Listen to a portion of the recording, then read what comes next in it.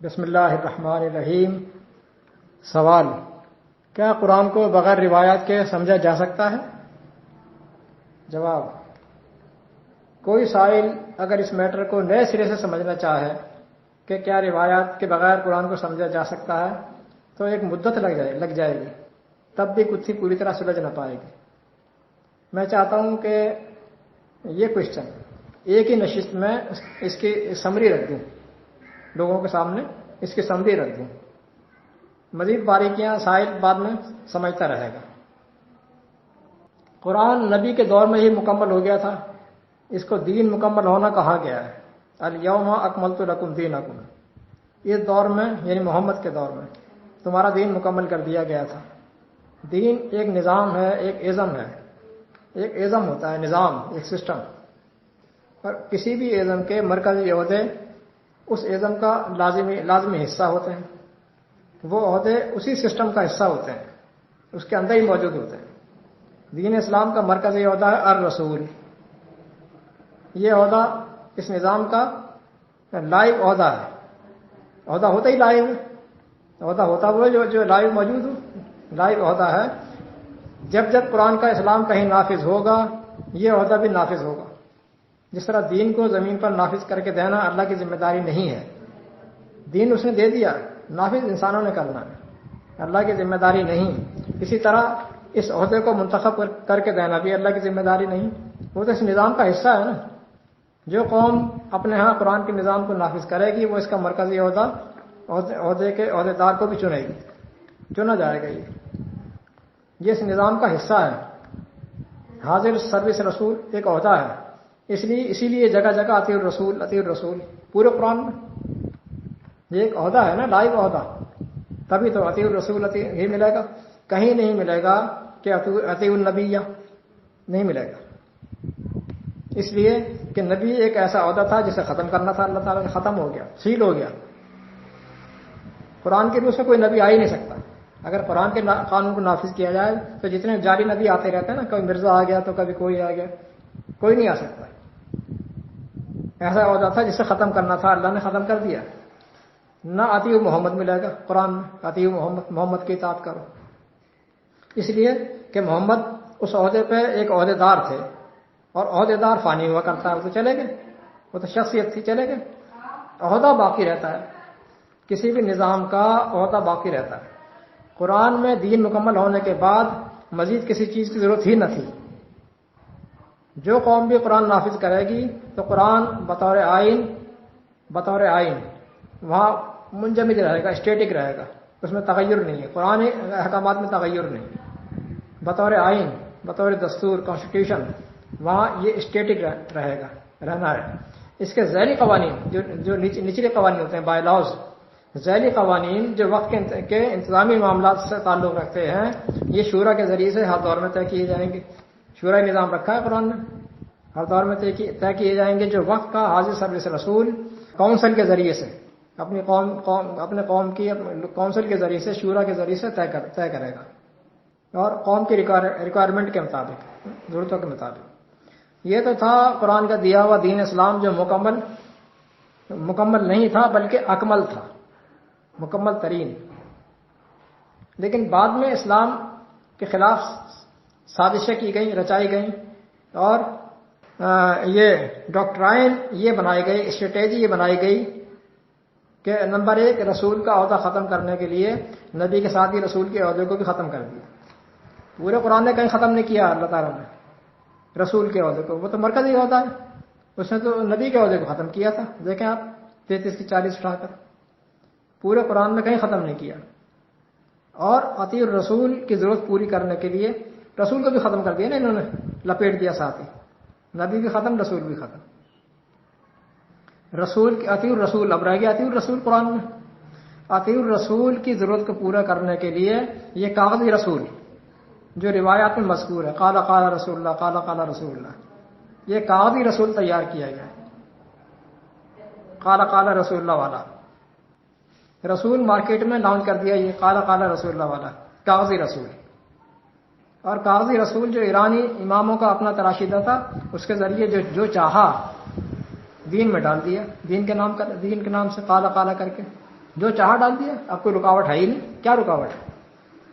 کالا کالا کرنا ہے اور ایک جو ہے وہ لگانی ہے، راویوں کی لسٹ لگانی ہے، اس نے اس سے سنا، اس نے اس سے سنا، اس سے سنا، وہ پیچھے والے فوج شدہ راوی سارے، اور لگا دیا دین کے ساتھ. جو چاہو لگا دو، جو چاہا ڈال دیا دین کے نام سے. اب کوئی رکاوٹ نہ تھی، لہذا اس خالص دین کو بدل دیا ایرانی مذہب سے. صاف نظر آتا ہے کہ وہ دین تو ایک تھا جو اللہ کے نبی چھوڑ کر گئے تھے، اللہ تعالیٰ نے مکمل کیا تھا. یہ اتنے سارے مذاہب کہاں سے آ گئے؟ حنفی، شافعی، مالکی، پھر اس کے اندر دیوبندی، بریلوی، پھر دو بڑے سیکٹ شیعہ سنی، اور پھر اہل حدیث. یہ کہاں سے اٹپ کے؟ یہ تو دین کا حصہ نہیں تھا. صاف بات ہے سمجھنے والے کے لیے. پھر اس خالص دین کو بدل دیا ایرانی دین مذہب سے. اور وہ قرآن جس نے کسی ایک شخص کے نام کو داخل کرنا گوارا نہ کیا تھا، پورے قرآن کریم میں کسی ایک شخص کے نام کو بھی داخل نہیں کیا اللہ تعالیٰ نے. یہاں تک کہ جو نبی کے ساتھی تھے، والذین معہ اشداء الکفار، ان ساتھیوں کے نام بھی نہیں، کسی کے بھی نہیں، نہ ازواج کے نام دیے ہی نہیں اس نے. انہوں نے کیا کیا؟ لاکھوں نام دین کے کھاتے میں ڈال دیے اور اختلافات پیدا کر کے مذاہب کے انبار لگا دیے.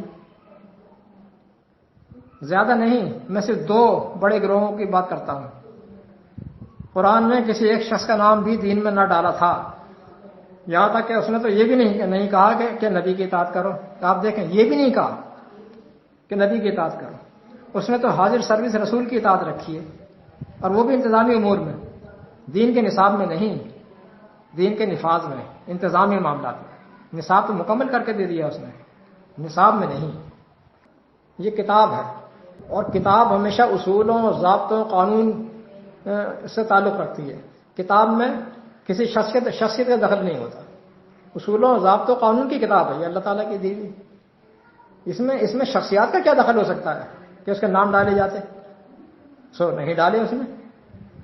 انہوں نے اس میں ابو بکر، عثمان، علی، حسن، حسین، معاویہ، یزید، اور نہ جانے، پتہ ہی آپ کو کیا کیا گنواؤں گا، کیا کیا داخل کر دیا.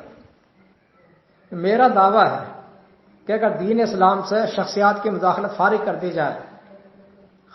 جائے، کسی شخص کا نام بھی نہ ہو، جیسا قرآن میں ہے، کسی کا نام نہیں لیا اللہ نے، تو کوئی شیعہ سنی کا فرقہ بنا کر دکھا دے، چیلنج ہے میرا. نہ بن سکتا ہے، نہ قائم رہ سکتا ہے، ختم ہو جائیں گے، ختم. یہ چل رہے ہیں شخصیات کی بیس پر. کوئی حنفی شافعی نہیں بچے گا، کوئی مالکی نہیں بچے گا، کوئی دیوبندی بریلوی نہیں بچے گا، کچھ بھی نہیں بچے گا، سب ختم. روایات اس قرآن کے اسلام کا حصہ ہی نہیں ہے. سمجھیں گے کیسے؟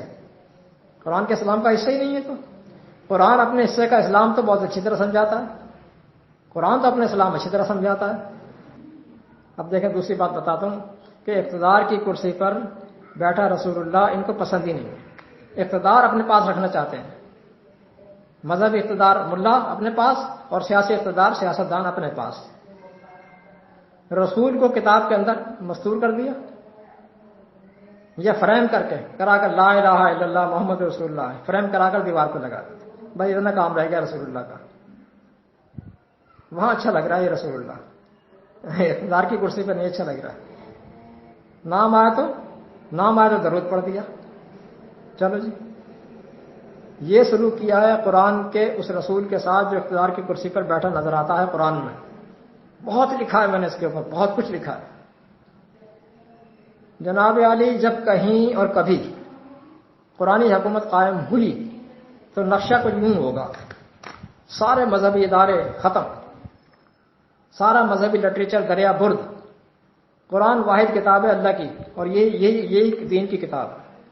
ایک کتاب دی ہے اللہ تعالیٰ نے، دین کی کتاب. بس ساری فرقہ وارانہ مساجد سرکاری دفاتر میں تبدیل. مسجد اسلامی اسٹیٹ کے سرکاری دفتر کو ہی کہا جاتا ہے، اسلامک اسٹیٹ کے سرکاری دفاتر کو، وہ ہوتی ہے مسجد. قرآن اللہ کی کتاب ہے، اللہ کے دین کے نافذ کرنے والے نمائندہ رسول کے زیر کنٹرول، یعنی سرکاری ہاتھوں میں رہے گی. وہاں سے عوام کے لیے قرآنی نصاب مقرر کیا جائے گا، مختلف سطح کے لوگوں کے علمی استعداد کے مطابق قرآنی نصاب وہاں سے ترتیب دے کر آئے گا. یہ جوہلا کے ہاتھوں میں نہیں، کھیل رہے ہیں اس کے ساتھ.